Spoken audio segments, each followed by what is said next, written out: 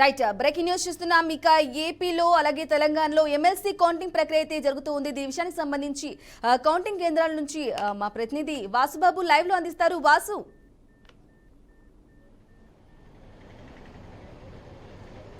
Right, MLC counting కి సంబంధించి updates. Guntur Krishna జిల్లాలకు సంబంధించి ఎమ్మెల్సీ ఓట్ల లెక్కింపుకు సర్వం సిద్ధమవుతుంది.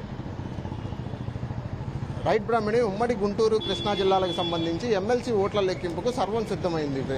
నిన్న ఆదివారం అయినా సరే నిన్నటి నుంచి అధికార యంత్రాంగం మొత్తం స్థానికంగా ఉండే ఏసీ కళాశాల వద్ద భారీ బందోబస్తును ఏర్పాటు చేసి ఓట్ల లెక్కింపునకు సర్వం సిద్ధం చేశారు. ప్రస్తుతానికి అటు జాయింట్ కలెక్టర్ నాగలక్ష్మి సారథ్యంలో చూసుకున్నట్లయితే నిన్నటి నుంచి ఏసీ కాలేజీలో సర్వం సిద్ధం చేశారు. ఓట్ల లెక్కింపుకు పోలింగ్ రోజున జరిగిన సంఘటనను దృష్టిలో పెట్టుకుని రిటర్నింగ్ అధికారి గుంటూరు నాగలక్ష్మి ఆదేశాల మేరకు లెక్కింపు కేంద్రం వద్ద భారీ పోలీస్ బందోబస్తు ఏర్పాటు చేశారు. బరిలో ఇప్పటికీ 25 మంది అభ్యర్థులు ఉన్నప్పటికీ స్థానికంగా ఉండే నేత అయిన ఆలపాటి రాజేంద్ర ప్రసాద్, ఇటు చూసుకుంటే పీడీఎఫ్ అభ్యర్థి లక్ష్మణరావు మధ్య పూర్తి పోటీ నెలకొని ఉందని చెప్పి అందరూ అయితే భావిస్తున్నారు. దీనికి సంబంధించి గత నెల 27న పోలింగ్ స్థాయిలో రికార్డు స్థాయిలో పోలింగ్ పట్టభద్రుల రికార్డు స్థాయిలో ఓటు హక్కును అయితే వినియోగించుకున్నారు.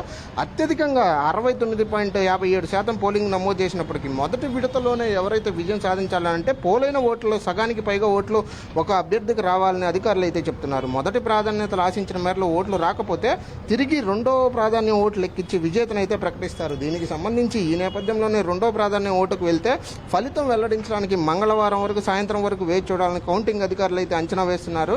ఈ నేపథ్యంలోనే తొలి ప్రాధాన్యంలో విజయం సాధించిన లెక్కింపు పూర్తి కావడానికి సోమవారం అర్ధరాత్రి అవుతుందని అయితే అందరూ భావిస్తున్నారు. దీనికి సంబంధించి రెండో ప్రాధాన్యం ఓటుకు వెళ్తే మాత్రం బరిలో నిలిచిన అభ్యర్థికి వచ్చిన ఓట్ల నుంచి ఎలిమినేషన్ ప్రక్రియ ప్రారంభమవుతుందని, ఇదే విధంగా తొలుత పోస్టల్ బ్యాలెట్ ఓట్లు లెక్కిస్తారు కాబట్టి తర్వాత మాత్రమే బాక్సులు తెరిచి ఓట్లన్నీ కలిపి లెక్కించడం భావిస్తుందని చెప్పి అందరూ కేవలం మొదటి ప్రాధాన్య ఓట్లకు మాత్రమే లెక్కింపునకైతే ప్రాధాన్యత ఇస్తారు. కాబట్టి దీనికి సంబంధించి ఈ ఓట్ల లెక్కింపు అనేది జరుగుతుందని చెప్పి అటు బ్యాలెట్ అధికారులు కానీ ఇటు ఉన్నతాధికారులు కానీ సూచిస్తున్నారు.